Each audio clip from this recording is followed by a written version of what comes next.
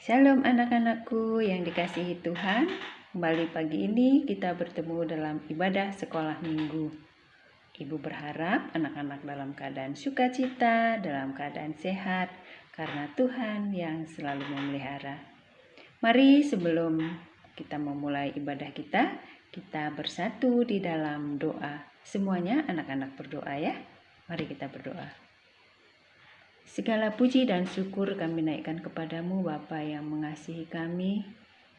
Kami bersyukur Tuhan tetap menjaga kami, memelihara kami, memberikan kami kesehatan, sukacita, dan Tuhan cukupkan semuanya kebutuhan kami. Kami bersyukur Bapa, oleh karena itu di pagi hari ini kami akan mendengarkan sebagian dari firman Tuhan. Mari Bapa, Roh Kudus bekerja dalam hati kami, dalam pikiran kami, dalam seluruh keberadaan hidup kami. Sehingga firman Tuhan yang boleh anak-anak dengarkan pada hari ini, yang boleh hamba-Mu sampaikan pada hari ini, boleh dimengerti dan semakin mengasihi Tuhan.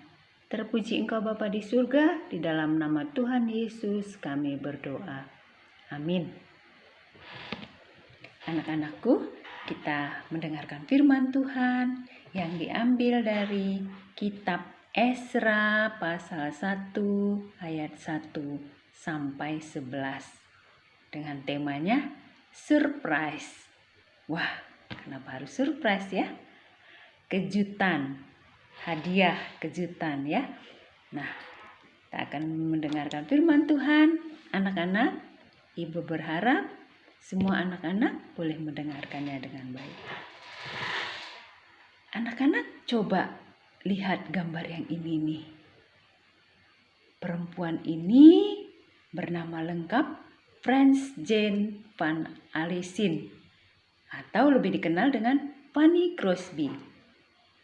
Pada saat lahir, Fanny Crosby memiliki penglihatan yang baik. Namun karena suatu kesalahan dokter, ia menjadi tidak dapat melihat seumur hidupnya. Bagaimana ya kalau tidak dapat melihat?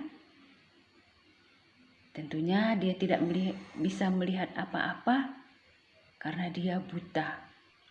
Nah, apakah dia menjadi marah kepada Tuhan? Nah, anak-anak, tidak. Dia tidak marah kepada Tuhan atas apa yang dialami. Fanny Crosby bersyukur memiliki keluarga yang mengasihinya, terutama neneknya yang suka menolong dia menjadikan pribadi yang baik. Ia diajar untuk rajin membaca Alkitab dan selalu berdoa kepada Tuhan, sehingga ia tidak pernah mengasihani dirinya sendiri dan tidak putus asa. Tuhan memampukannya bersekolah hingga ke tingkat perguruan tinggi. Kemudian setelah itu dia mengajar di sana selama 23 tahun.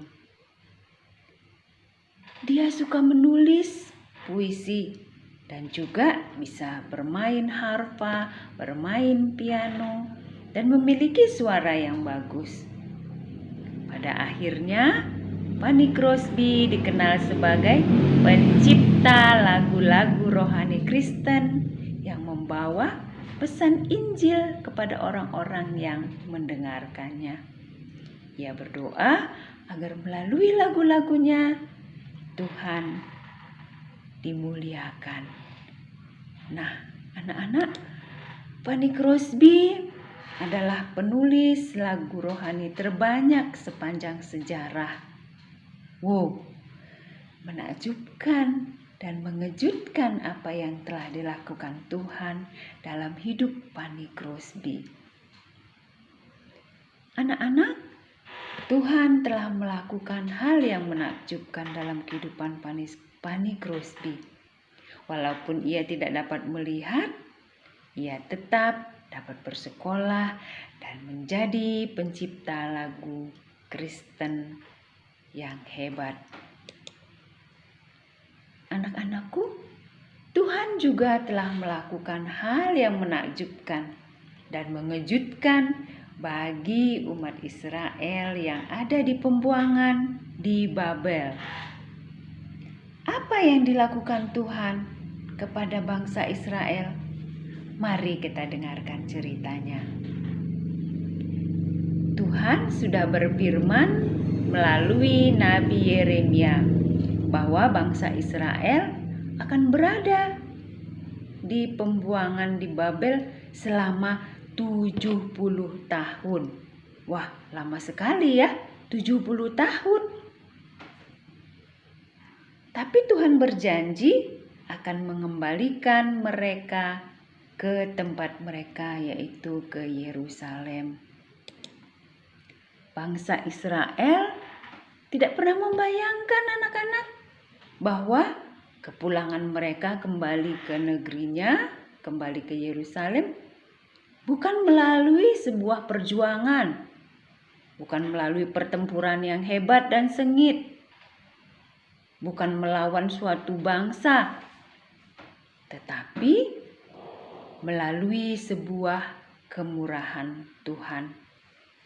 Kemurahan hati Tuhan melalui seorang raja yang tidak mengenal Tuhan yang bernama Kores dari kerajaan Persia. Bahkan tidak hanya sekedar pulang, mereka juga diizinkan membangun kembali bait Allah yang sudah rubuh, yang sudah runtuh. Yaitu bait Allah itu tanda kehadiran Tuhan di tengah-tengah umatnya. Serta Raja Kores ini mengizinkan bangsa Israel pulang membawa barang-barang suci yang ada di dalam bait Allah yang sudah dirampas oleh bangsa Babel ketika mereka kalah.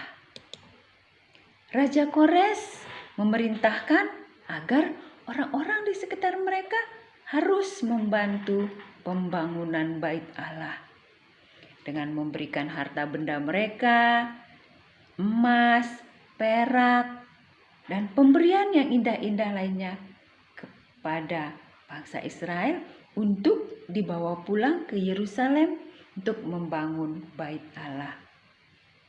Nah, anak-anak, bangsa Israel tidak menduga bahwa mereka akan pulang ke Yerusalem. Kerajaan Babel yang besar dan jaya itu dapat dikalahkan oleh bangsa Persia yang rajanya bernama Kores tadi. Dia dipakai Tuhan untuk membebaskan bangsa Israel dan memulangkan bangsa Israel dari Babel menuju ke Yerusalem. Anak-anak, sungguh luar biasa Tuhan kita. Dia bisa memakai siapa saja untuk menyatakan kebaikannya kepada bangsa Israel. Nah, kepada kita juga. Tuhan bisa pakai siapa saja. Perbuatan Tuhan sungguh ajaib bagi kita. Tidak ada yang tidak mungkin bagi Tuhan. Tidak ada yang tidak mungkin bagi orang yang percaya. Anak-anak juga termasuk mewujudkan cita-cita dan harapan kita.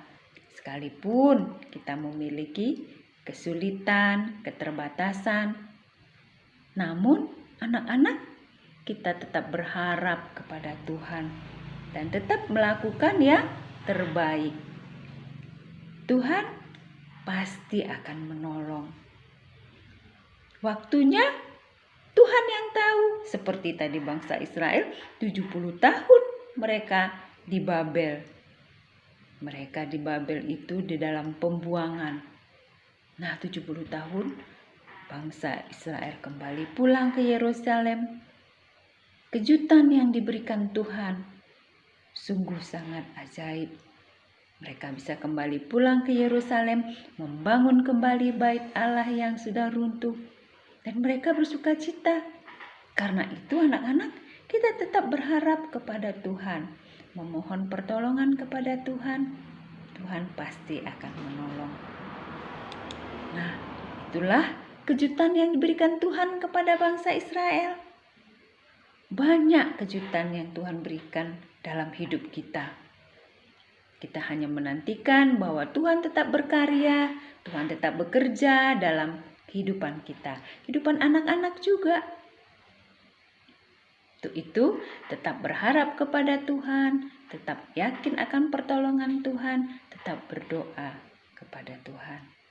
Nah, anak-anak, firman Tuhan pada pagi hari ini sampai di sini. Sebelum kita menutupnya, Ibu ada berikan ayat hafalan, yaitu dari Mazmur 66 ayat 5 yang berbunyi, "Pergilah dan lihatlah pekerjaan-pekerjaan Allah. Ia dahsyat dalam perbuatannya terhadap manusia." Firman Tuhan sampai di sini. Mari kita sama-sama bersatu di dalam doa. Bapa di surga, kami sungguh bersyukur kami boleh diberi kesempatan untuk mendengarkan firman Tuhan di pagi hari ini. Kami bersyukur bahwa firman Tuhan boleh mengingatkan kami tetap berharap akan pertolongan Tuhan. Tetap menantikan perbuatan-perbuatan Tuhan yang Tuhan nyatakan dalam kehidupan kami. Mujizat-mujizat keajaiban Tuhan tetap Tuhan nyatakan dalam kehidupan kami. Kami bersyukur Bapa, kami boleh mendengarkan firman-Mu di pagi hari ini. Berkati anak-anak Tuhan dalam pendidikan, berikan semangat dalam belajar, berikan senantiasa hati yang mau turut akan Tuhan, yang mau melakukan hal yang baik. Berkati Bapa supaya anak-anak Tuhan boleh tetap saling mengasihi dan juga mau tolong menolong dan juga mau rajin membantu orang tua di rumah. Terima kasih Bapa di surga, kami sudah mendengarkan firman-Mu di pagi hari ini. Inilah doa dan permohonan kami. Di dalam nama Tuhan Yesus kami berdoa dan mengucap syukur. Anak-anak, mari kita berdoa seperti yang diajarkan Tuhan Yesus kepada kita. Kita berdoa bersama-sama. Bapa kami yang di surga, dikuduskanlah nama-Mu, datanglah kerajaan-Mu, jadilah kehendak-Mu di bumi seperti di surga. Berikanlah kepada kami makanan kami yang secukupnya, dan ampunilah kami akan kesalahan kami, seperti kami juga mengampuni orang yang bersalah kepada kami. Dan janganlah membawa kami ke dalam pencobaan, tetapi lepaskanlah kami daripada yang jahat. Karena Engkaulah yang mempunyai kerajaan dan kuasa dan kemuliaan sampai selama-lamanya. Amin. Firman Tuhan sampai di sini. Shalom untuk kita semuanya.